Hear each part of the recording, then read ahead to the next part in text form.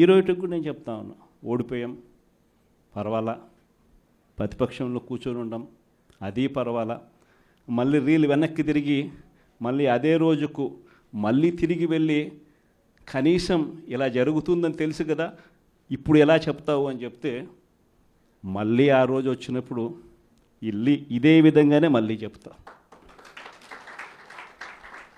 ఎందుకనంటే రాజకీయాలలో విలువలు విశ్వసనీయత అన్న పదానికి అర్థం అదే. ఎన్నికలు ఎప్పుడొచ్చినా కూడా అదే విలువలు అదే విశ్వసనీయత అన్న ఒకే ఒక్క పదం మీద మళ్ళీ వైఎస్ఆర్సీపీ మళ్ళీ అఖండ మెజారిటీతో మళ్ళీ గవర్నమెంట్. కానీ ఈసారి ఫామ్ చేసినప్పుడు మాత్రం ప్రజలకు చంద్రబాబు నాయుడు నైజం పూర్తిగా అర్థమైపోతుంది కాబట్టి మనల్ని మళ్ళీ 30 ఏళ్ళు అక్కడే కూర్చోబెట్టే విధంగా కూడా ప్రజలు ఖచ్చితంగా అడుగులు వేస్తారన్న నమ్మకం నాకుంది. ఎందుకంటే ఈరోజు ఒకవైపున ఇచ్చిన హామీలన్నీ కూడా పక్కకి వెళ్ళిపోవడం అన్నది ఒక ఆస్పెక్ట్ అయితే, రెండో ఆస్పెక్ట్ ఏమిటి అని అంటే ప్రతి వ్యవస్థ నిర్వీర్యమైపోయింది. కేవలం చంద్రబాబు నాయుడు గారి ప్రభుత్వం రాకమునుపు మన ప్రభుత్వం ఉండేది. మళ్ళీ మన ప్రభుత్వంలో ఎలా ప్రతిదీ కూడా ఎలా పగడ్బందీగా ఎలా జరిగింది, చంద్రబాబు నాయుడు ఎందుకు చేయలేకపోతున్నాడు, ఈ చర్చ ప్రతి ఇంట్లోనూ కూడా జరుగుతూ ఉంది. ప్రతి పథకము కూడా ట్రాన్స్పరెంట్గా పారదర్శకంగా ప్రతి ఇంటికి చేర్చే పరిస్థితి నుంచి ఈరోజు అన్ని కొలాప్స్. కేవలం 9 నెలలు. ఒకవైపున వ్యవస్థలన్నీ కొలాప్స్, మరోవైపున ఏది చూసినా స్కామే. కష్టాలు అన్నటివి ఎల్లకాలం ఉండవు.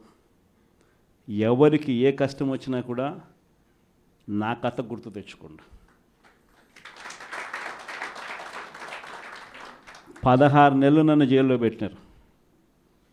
నా మీద కేసులు వేసింది కూడా మళ్ళీ ఎవరో కాదు, అటు కాంగ్రెస్ ఇటు తెలుగుదేశమే. నా పిటిషన్లో ఎవరు పిటిషనర్స్ అంటే అటు కాంగ్రెస్ ఎమ్మెల్యేలు ఇటు తెలుగుదేశం పార్టీకి సంబంధించిన నాయకులు.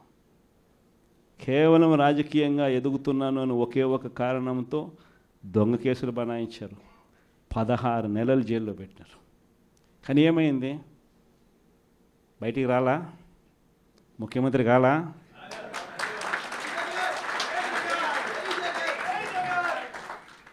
ప్రతి ఒక్కరు ఇది గుర్తుపెట్టుకోండి. ఎవరికైనా ఇంతే. మహా చేస్తే వీళ్ళు ఏం చేయగలుగుతారు? దొంగ కేసులు పెడతారు, కాదండంలా బెదిరిస్తారు, కాదండంలా మహా అయితే 3 నెలలు లోపల వేస్తారు, అది కాదండంలా. కానీ ఏం చేస్తారు? 3 నెలల తర్వాత మళ్ళా వస్తాం, రెట్టించిన ఉత్సాహంతో మళ్ళా పనిచేస్తాం.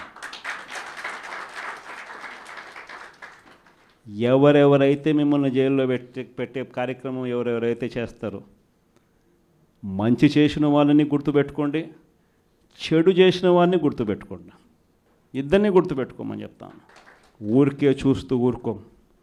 వైఎస్ఆర్ కాంగ్రెస్ పార్టీ బ్రతుకుతుంది. వైఎస్ఆర్ కాంగ్రెస్ పార్టీ ఈ రాష్ట్రాన్ని ఏలుతుంది అని కూడా ఈ సందర్భంగా చెప్తాను. మరో 30 సంవత్సరాలు ఏళ్తామని కూడా ఈ సందర్భంగా కూడా మరి గట్టిగా కూడా చెప్తాను. కాబట్టి ఎవ్వరూ కూడా వైఎస్ఆర్ కాంగ్రెస్ పార్టీకి సంబంధించిన ఏ కార్యకర్త వెంటికి కూడా పీకలేడు అని చెప్పి కూడా ఈ సందర్భంగా చెప్తాను. ఇది ప్రతి ఒక్కరూ గుర్తుపెట్టుకోండి.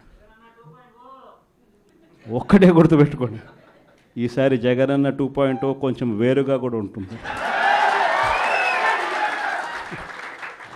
ఈసారి జగనన్న 2.0 కార్యకర్త కోసం ఎలా పనిచేస్తుందో కూడా చూపిస్తుంది.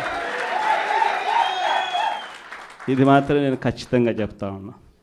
ఎందుకనంటే జగనన్న 1.0లో బహుశా కార్యకర్తలకి నేను అంత గొప్పగా బహుశా చేయలేకపోయి ఉండొచ్చేమో.